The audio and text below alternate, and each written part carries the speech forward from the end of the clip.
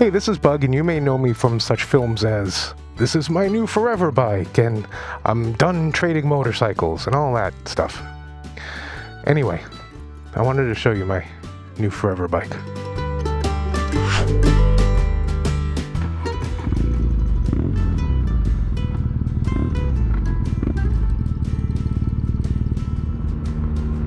This is my new-to-me BMW R nineT. It's a 2015 model, and it has nothing except for ABS, and I freaking love it. While I joke about this bike being my forever bike, there is one thing about it that really does put it in the category of something that could be a forever bike, and that is, it's timeless. Since it has no gadgetry on it except for ABS, there's very little on here that can fail. It's got a rock-solid engine that'll go 100,000 miles without even thinking about it. Probably 200,000 miles. And that's just with regular maintenance. It doesn't have traction control. It doesn't even have a fuel gauge. It has tubed tires. It doesn't have cruise control. It's not even ride-by-wire. What it does have is a level of quality that I've never found on any other motorcycle. You have to understand, this is the first modern BMW motorcycle I've ever ridden. I rode an old R90 or whatever it was back last year, and that thing was a pile of fun.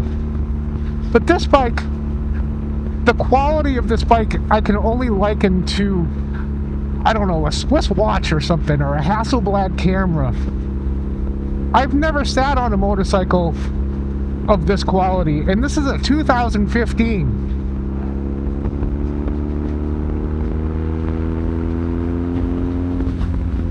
So when you match the quality of this bike, along with the fact that it doesn't have any systems that are bound to fail over time, a pretty good case could be made that if you're searching for a forever bike, this would be on the list. A lot of people will tell you that a BMW lacks character and soul. Well, I can tell you that this one doesn't. The engine on this thing is magic. The way it handles is just outstanding. The way it looks just makes my heart race before I even hit the start button. The whole package just ticks every box that I possibly have in a motorcycle. And so, is it my forever bike?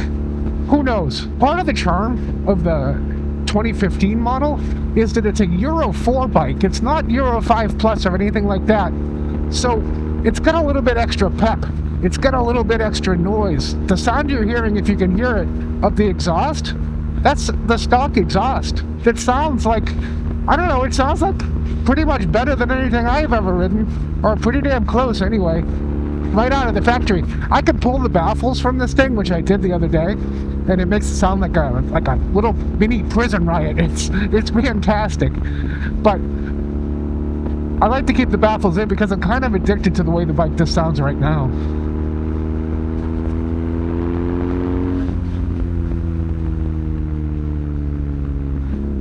I bought this bike for a couple of reasons. One, I really wanted to replace my Moto Guzzi V7 Sport. Y'all know, if you've been following along, that I absolutely loved that bike, and I really wanted to buy another one. But, you know, well, that's a whole subject for a different video.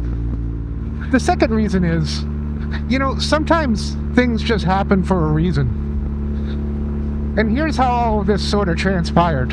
About 3 weeks ago, a friend of mine sent me a picture from one of his recent rides. And I didn't even realize it, but he owned a BMW R nineT, and that was the bike he happened to be riding that day.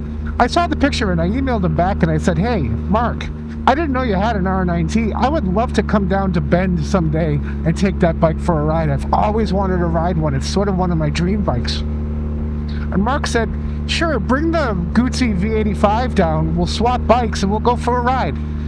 And so the next week, I rode down 2.5 hours or whatever it was to Bend on my V85. And I met Mark for a drink, and then we swapped bikes and we went for a nice long, hour-long ride or something like that. And the second I sat on his R nineT and I flipped the start button, I was instantly taken. There's something about this bike It's like the bike I've been looking for all along. And I know I said this on Instagram, and people are like, yeah, it'll be gone in a week. Whatever with that. Just you just have to trust me and go with me on this one. That there was something about this bike as soon as I started it up that just felt instantly right. I think it's a combination of the sound, the looks, and just the feeling you get when you sit on it. Anyway, I took it for that hour-long ride, and we got back to where we started. And I told Mark, I'm like, this bike is incredible. I would love to own one of these someday. And Mark said, well, listen, you got a minute? I want to talk to you about something. And that's when he told me that he was actually thinking about selling this bike. He's got a new bike coming, and he needed to make the room, and one of his bikes had to go. So it was between this and a Thruxton. And I said, Mark, you know, if you're serious about selling this bike, I'd be seriously interested in buying it. I didn't really give it much thought after that, because it's just something you say between friends, right? I didn't really think he was going to sell it, and I didn't really think I was going to buy it.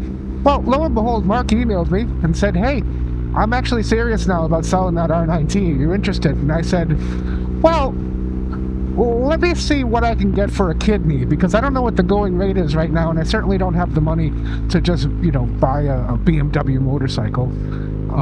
But I'll check on that kidney, and I'll get back to you.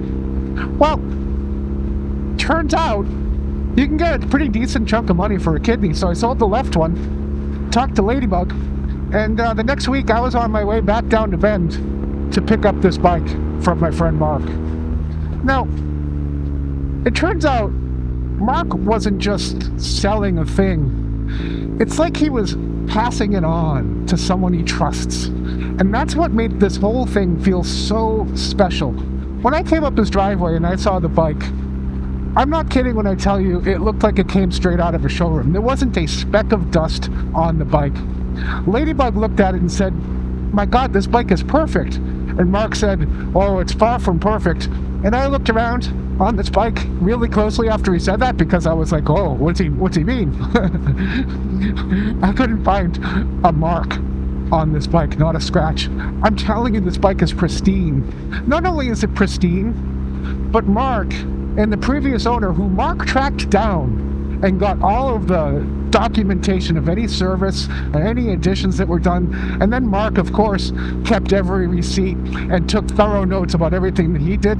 This bike has every little touch on it that I would have done. It's got those little pin directional turn signal things. It's got a tail tidy. It's got Motone bar end mirrors.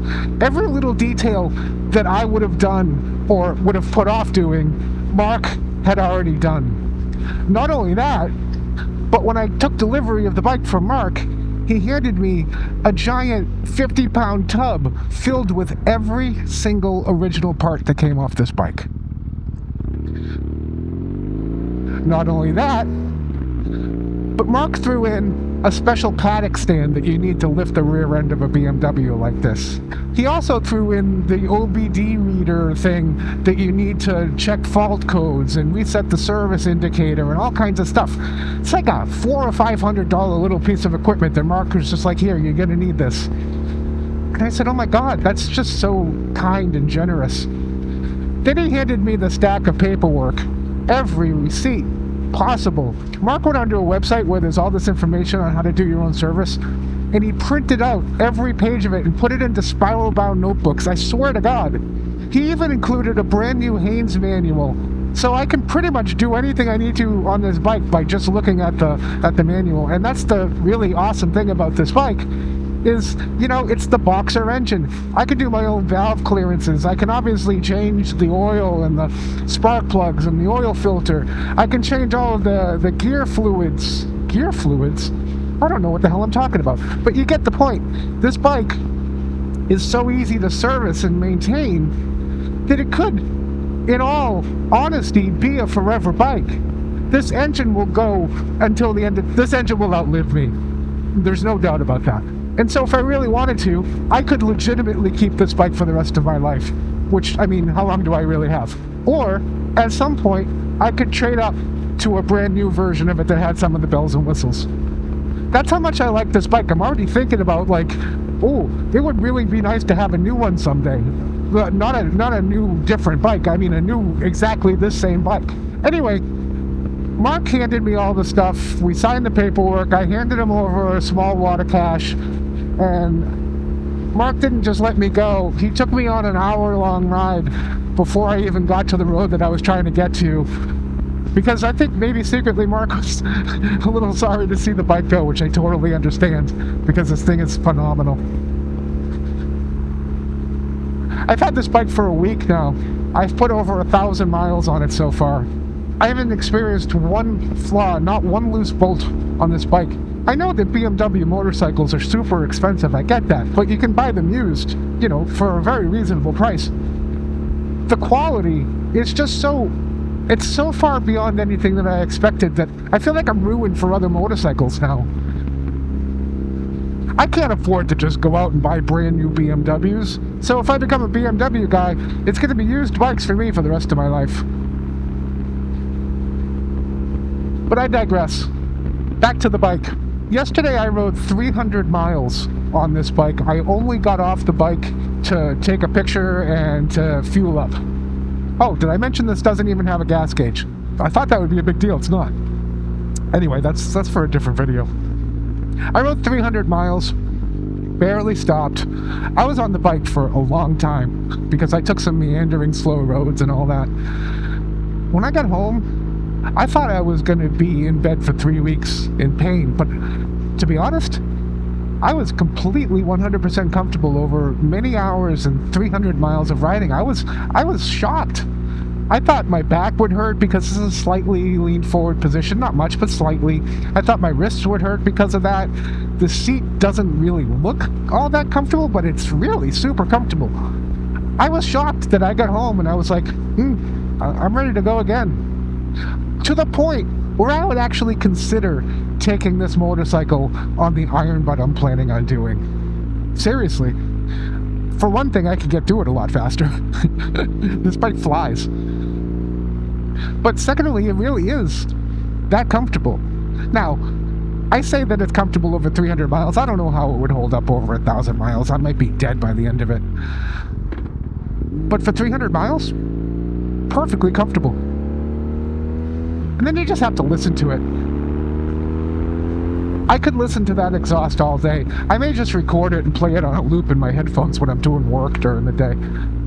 It sounds so good. One of these days I'll make a video with the baffles out. So anyway, this is my new bike. And in one of my previous videos where I mentioned I was either getting this bike or already had it, but it didn't tell you what it was, I also mentioned that you probably wouldn't be seeing a lot of it on this channel because I didn't really think it was a journey bike per se, and that I was trying to concentrate on, you know, journey content and journey bikes on the channel. I was pretty wrong about that. This is definitely a journey bike. Maybe different kinds of journeys, but, you know, maybe not.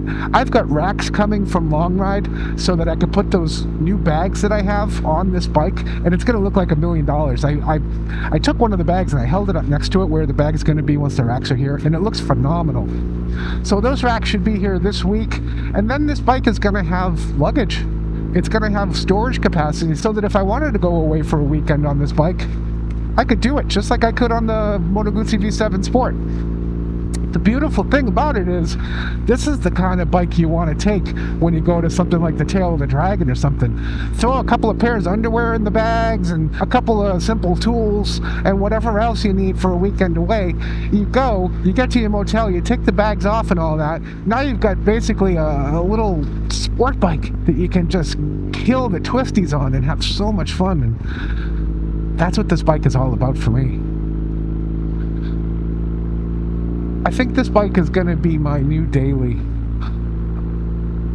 It's just that good. It's so much fun, and it's so competent around the city. It's great at slow speed. It's amazing at high speed. It handles the twisties amazingly, and I couldn't be happier with this bike. And yes, I know, you all think it's going to be gone within a week and a half. But I'm telling you right now, if you leave comments like that in the comment section, I'm just going to delete them. It gets old after a while, you know? I get it. I go through a lot of bikes. I'm trying to find the bikes that I love. I'm trying to find the bikes that mesh with my soul. And You know, sometimes I come close, sometimes I find them, and then, you know, it needs a new engine, and who the hell wants to deal with that? For right now, I have a bike that speaks to my soul in a way a bike hasn't in a very, very long time. And the way I came to acquire this bike is really special to me.